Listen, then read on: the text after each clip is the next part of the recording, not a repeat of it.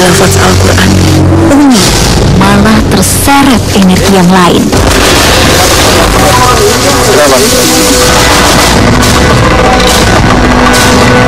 Rupanya masih ada benda lain di tempat ini.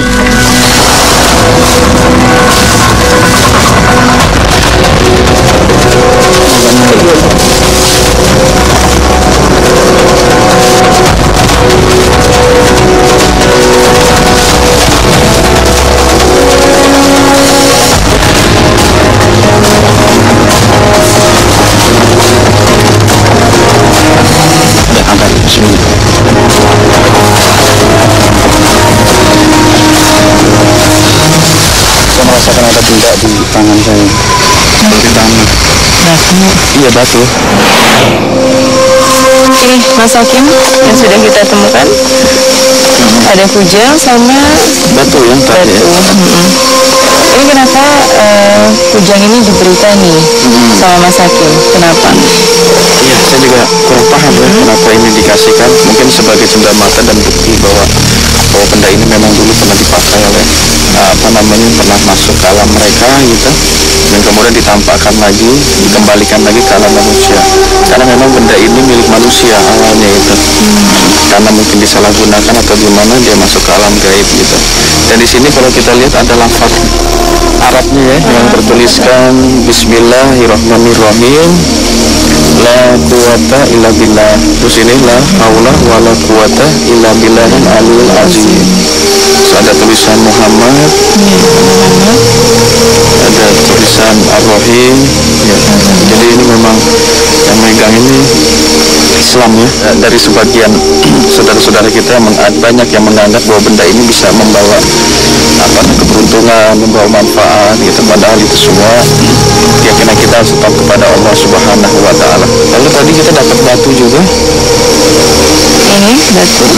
Saya juga nggak tahu ini batunya apa gitu. Yang jelas ya ini sebagai bukti aja bahwa alam gaib pun memiliki benda-benda yang terkadang dimiliki alam manusia, lantas dia bisa ke alam gaib gitu. Tadinya dulunya punya manusia. Ya, Mas Hakim, kesimpulan apa yang bisa kita petik dari liputan kita malam ini? Banyak sekali hal-hal yang kita bisa ambil dari perjalanan kita malam hari ini. Yang pertama adalah kawasan ini kan memang terkenal cukup angker oleh lingkungan masyarakat karena banyak sekali gangguan-gangguan. Dan Islam melalui sabda Rasulullah SAW mengajarkan kepada kita ketika kita hendak mendatangi, melewati tempat-tempat yang angker, yang kita anggap ada penghuni dari makhluk jin gitu, ada doa yang Rasulullah ajarkan kepada kita, yaitu kita membaca A'udzubikalimatillahi tammati min syarri ma khalaq. Itu baca 3 kali ketika kita akan melewati angka atau menghampiri tempat-tempat yang kita anggap sebagai tempat yang angker. Itu yang pertama. Yang kedua, bahwa alam gaib itu memiliki benda gitu. Mereka mempunyai benda-benda gaib yang memang bisa diberikan atau dikeluarkan, ditampakkan ke alam kita gitu, tanpa kita harus menari dan selain sebagainya. Artinya kalau mereka memang ingin memberi itu bisa mereka lakukan gitu. Karena hakikatnya dunia ini milik makhluk-makhluk ciptaan Allah gitu. Manusia, jin, hewan, tumbuhan dan lain sebagainya merupakan makhluk-makhluk ciptaan Allah. Dan selayaknya lah kita sesama makhluk Allah hanya tunduk kepada Allah dalam kita menjalani hidup dan kehidupan kita dalam dunia ini, tidak saling mengganggu, tidak saling bersinggungan gitu, agar terciptalah sebuah kedamaian. Dalam penelusuran kali ini, kami banyak membuktikan adanya benda gaib. Satu hal harus diingat, semua terwujud karena kekuasaan Tuhan semata. Ini namanya kujang ciung, karena masih ada juga kujang-kujang dalam bentuk yang lainnya. Kemudian kujang ada yang bermata 5, ada yang bermata 3. Nah, dari bentuk dan dari jumlah matanya saja kita bisa melihat siapa pemegang dari kujang ini dan statusnya sebagai apa. Nah, oleh sebab itu kujang selain dari sebagai senjata, selain juga sebagai benda pusaka, ini juga sebagai sebuah simbol status sosial pemegang kujang itu sendiri. Kalau yang mata 3 itu untuk biasanya digunakan oleh putra dan putri bangsawan.